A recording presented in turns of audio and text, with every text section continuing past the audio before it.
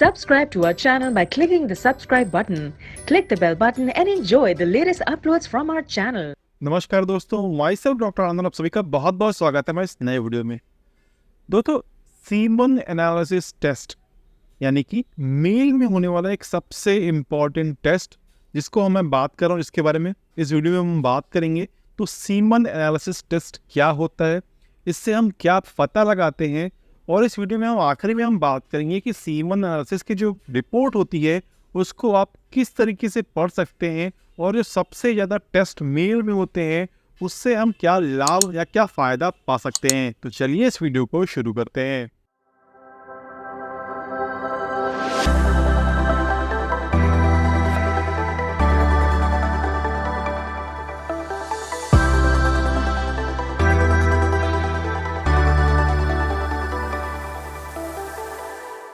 तो दोस्तों, वीडियो शुरू करने से पहले मैं आप सभी से ये रिक्वेस्ट करूंगा कि अगर आप हमारे चैनल पर पहली बार आए तो प्लीज़ चैनल को सब्सक्राइब कर लीजिए, बेल आइकन दबा दीजिए ताकि आपको हमारी वीडियो की नोटिफिकेशन सबसे पहले मिल सके। इसके साथ साथ अगर आप अपने लिए या अपनी फैमिली में किसी के लिए भी ट्रीटमेंट लेना चाहते हैं या इलाज कराना चाहते हैं हमारी क्लिनिक से हमसे बात करके, तो क्लिनिक के नंबर 9305024291 पे कॉन्टैक्ट करके अपने लिए प्रॉपर ट्रीटमेंट या अपॉइंटमेंट बुक कर सकते हैं। आपको यहाँ साइड में नंबर ही फ्लैश मिल जाएगा, तो आप उसको भी नोट कर सकते हैं। चलिए बात कर लेते हैं सीमन एनालिसिस टेस्ट क्या है। तो सबसे पहले कभी भी कोई मेल आता है इनफर्टिलिटी का केस लेकर के, या ऐसे जो पार्टनर्स आते हैं जिनको कंसीव करने में दिक्कत हो रही है जबकि वो लास्ट 1 ईयर से रिलेशनशिप में है, चाहते हैं फैमिली प्लानिंग करना चाहते हैं, बीवी चाहते हैं, तो अगर उसके बावजूद भी वो कंसीव नहीं कर पा रहे हैं, फैमिली प्लानिंग नहीं हो पा रही है, तो उसके लिए हम सबसे पहले एक मेल में टेस्ट कराते हैं जिसका नाम होता है सीमन एनालिसिस टेस्ट। अब ये टेस्ट आप लैब में कर सकते हैं, किसी भी लैब में जाकर के आप ये पैथोलॉजी टेस्ट करवा सकते हैं।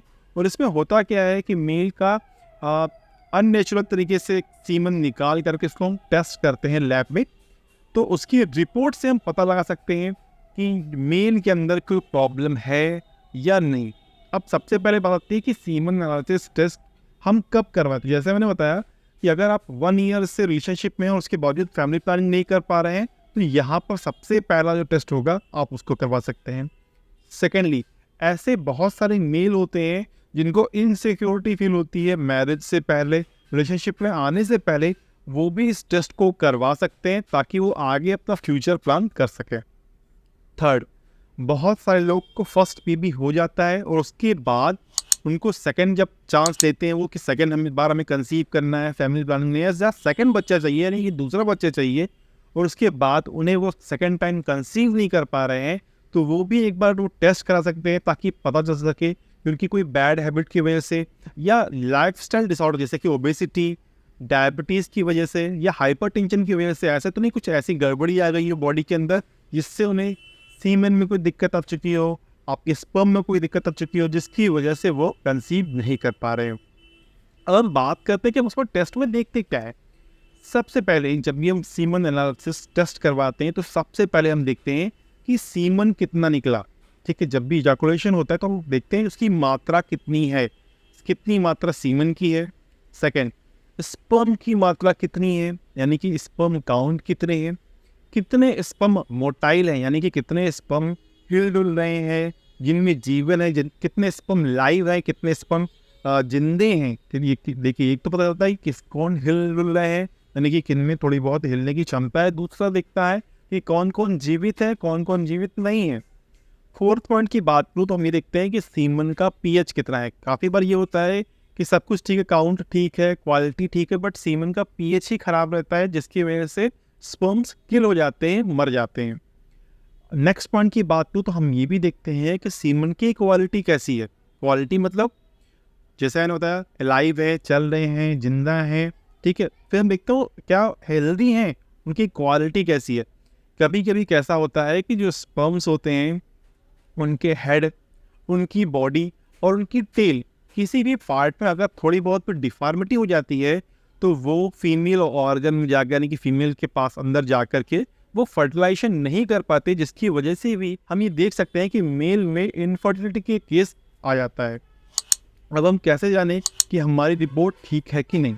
तो सबसे पहले जैसे मैंने बोला कि हम सीमन एनालिसिस टेस्ट में देखते हैं कि सीमन का मात्रा कितनी है। तो वन टाइम सिर्फ एक बार अगर हम इजाकुलेशन करते हैं तो वहाँ पर हम देखते हैं कि 1.5 ml से ज़्यादा अगर सीमन निकल रहा है तो ये गुड है, नॉर्मल है। सेकेंड पॉइंट की बात करें तो आता है स्पर्म काउंट। स्पर्म काउंट यानी कि एक इजाकुलेशन में कितने स्पर्म निकल रहे हैं, तो 15 मिलियन स्पर्म्स से ज़्यादा, 15 मिलियन से ज़्यादा अगर निकल रहे हैं तो ये नॉर्मल है, ये ठीक है। बट आजकल की लाइफस्टाइल, आज जिस तरह से हम रह रहे हैं, खा रहे हैं, पी रहे हैं, हमारा इन्वायरमेंट हो चुका है, इसकी संख्या काफ़ी कम हो चुकी है। बट WHO की माने तो मिनिमम 15 मिलियन आपको रहने ही चाहिए स्पर्म्स अगर एक इजाकुलेशन में। थर्ड पॉइंट की बात करें तो आता है टोटल स्पर्म काउंट। इसमें क्या होता है, कितने स्पर्म पाए जा रहे हैं, टोटल इजाकुलेशन में जितना भी सीमेन निकल रहा है उसमें कितने मिल रहे हैं, तो 39 यानी कि ऑलमोस्ट 40 मिलियन स्पर्म्स कम से कम होने चाहिए या उससे ज़्यादा ही होने चाहिए, यानी कि मिनिमम 40 मिलियन स्पर्म्स आपके पास होने चाहिए। तो ये नॉर्मल की कैटेगरी में है। बट जैसे मैंने बोला स्पर्म काउंट में ही अब ये संख्या काफ़ी ज़्यादा कम हो चुकी है, फिर भी लोग कंसीव करते हैं, फिर भी लोग फैमिली प्लानिंग करते हैं। बट WHO का जो मानक है वो यही है कि मिनिमम 39 मिलियन स्पर्म्स आपके पास होने चाहिए एक काउंट पे। नेक्स्ट पॉइंट की बात करो तो हम देखते हैं कि कितने स्पर्म मोटाइल हैं। मोटाइल मतलब जैसे मैंने आपको पहले बोला चल फिर रहे हैं, कितने स्पर्म में चलने फिरने की हिम्मत है, यानी कि उसमें कितना चलने फिरने की क्षमताएं हैं। तो मिनिमम 40%, यानी कि अगर आपके पास 100 निकल रहे हैं तो उसमें से मिनिमम 40 ऐसे होने चाहिए जो मोटाइल हो, यानी कि जो चल फिर लेते हो, जिनमें हिलने डुलने की क्षमता हो, और या उससे ज़्यादा हो। 40% से कम बिल्कुल भी नहीं होने चाहिए। नेक्स्ट पॉइंट आता है कि स्पर्म वायबिलिटी, यानी कि कितने स्पर्म्स जिंदे हैं। तो WHO के मानक के अनुसार मिनिमम 58 यानी कि 58% से ज़्यादा आपके स्पर्म्स वन टाइम में अलाइव होने चाहिए, यानी कि जिंदे रहने चाहिए, जिनमें से मैंने बोला 40% ऐसे होने चाहिए जिनकी क्षमता चलने फिरने की होनी चाहिए। नेक्स्ट पॉइंट की बात करें तो आता है स्पर्म की मॉर्फोलॉजी, यानी कि उनकी शरीर की बनावट। तो यहाँ पर क्राइटेरिया थोड़ा कम है, बट ये काफ़ी मुश्किल क्राइटेरिया है। बहुत सारे कम लोग इसको फिलफिल कर पा रहे हैं इस टाइम पे, यानी कि करंट डेट में इसको बिल्कुल जो है बहुत कम लोग कर पा रहे हैं। अब क्या है वो स्पर्म मॉर्फोलॉजी, यानी कि जो स्पर्म की हेड, बॉडी और टेल है वो एकदम अच्छी होनी चाहिए, हेल्दी होनी चाहिए। तो इसकी मात्रा है सिर्फ और सिर्फ 4%, मिनिमम 4% स्पर्म ऐसे होने चाहिए जो हेल्दी रहे, जिनका हेड, बॉडी और टेल सही रहेगा, तो आप आराम से कंसीव कर पाएंगे और फैमिली प्लानिंग कर पाएंगे। बट प्रेजेंट टाइम में 4% भी काफ़ी कम लोग हो पा रहे हैं, क्योंकि उनकी लाइफस्टाइल ख़राब है, उनके डेली रूटीन ख़राब है, जिसको आपको सुधारना पड़ेगा। हेल्दी लाइफस्टाइल करनी पड़ेगी अपनी, ताकि आपके जो स्पर्म्स हैं उनकी मॉर्फोलॉजी अच्छी हो। नेक्स्ट हम पॉइंट की बात करें तो आता है सीमन का pH, यानी कि स्पर्म के लिए जो इन्वायरमेंट बन रहा है वो कैसा है। तो WHO के मानक के अनुसार 7.2 pH से हमेशा ऊपर का pH रहेगा तो आपकी स्पर्म्स, ऐसा नहीं है कि 7.2 के ऊपर है तो आप 10 pH हो गया तो भी नॉर्मल, नहीं, 7.2 से ऊपर ले लीजिए, आप 8 तक ले लीजिए। तो यहाँ पर आपके जो स्पर्म्स हैं वो अच्छे से रह सकेंगे, उनकी क्वालिटी अच्छी रहेगी, उनका काउंट अच्छा रहेगा और वो आसानी से आपकी फैमिली प्लानिंग में मदद कर सकेंगी। तो यहाँ पर हमने पूरी बात कर ली सीमन एनालिसिस टेस्ट की, और बात की सीमन क्या है, कितना होना चाहिए, क्या क्वालिटी होनी चाहिए, स्पर्म्स कितने होने चाहिए, कैसे होने चाहिए और किस तरीके से होने चाहिए, ताकि आप नॉर्मल तरीके से कंसीव करें और फैमिली प्लानिंग करें। अब इससे होता क्या है, ओवरऑल क्या मिलेगा हमें निष्कर्ष।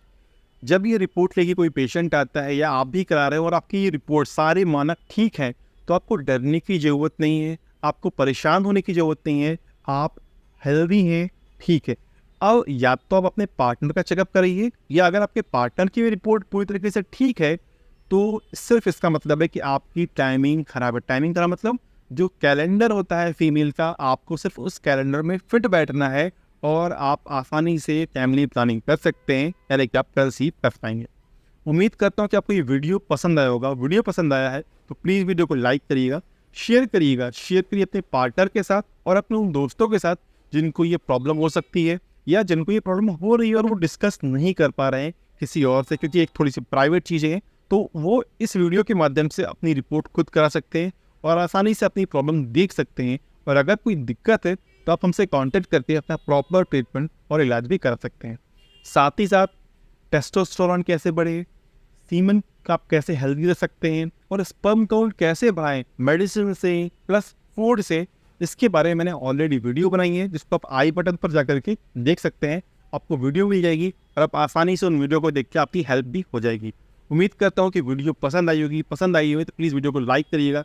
चैनल पे पहली बार आए तो प्लीज़ चैनल को सब्सक्राइब करके बेल आइकन जरूर दबा दीजिएगा, क्योंकि आपके लिए इसी तरह की नॉलेजेबल वीडियोस हम रेगुलर बेसिस पे लेकर के आते हैं और आपकी जो भी समस्या है उसको पूरी तरीके से ठीक करने की कोशिश करते हैं।